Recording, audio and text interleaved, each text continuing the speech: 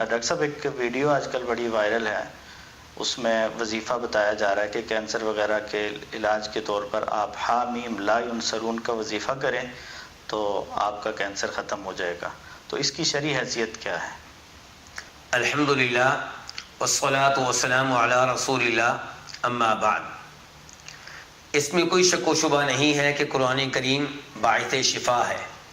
اللہ رب العزت نے قرآن کریم میں کئی مقامات پہ قرآن کریم کو شفا قرار دیا ہے، اس لیے شفا کی نیت سے قرآن کریم کی تلاوت کی جائے تو شفا ملتی ہے۔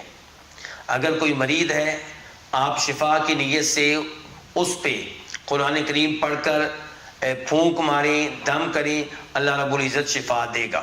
لیکن جن الفاظ کا آپ نے سوال میں تذکرہ کیا ہے، یہ قرآن کریم کی کسی آیت کا حصہ نہیں ہے۔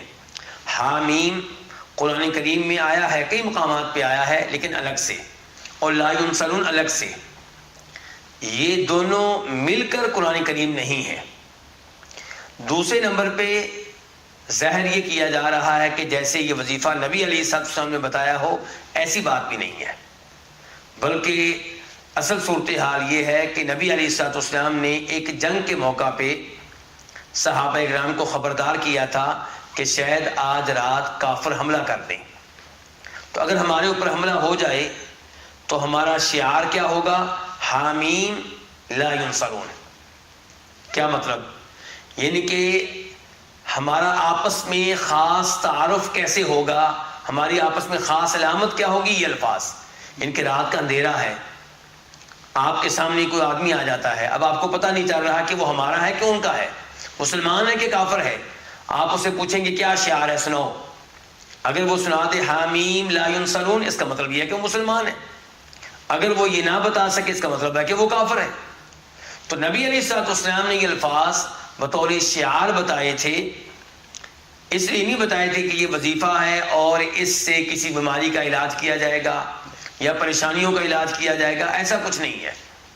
تو اس لیے لوگوں کے مابین اس کو وظیفے کے انداز میں پھیلانا اور یہ ظاہر کرنا کہ اس وظیفے میں ہماری تمام پریشانیوں کا حل ہے، تمام بیماریوں کا حل ہے، کینسر کا یہ علاج ہے، یہ دعویٰ بالکل غلط ہے۔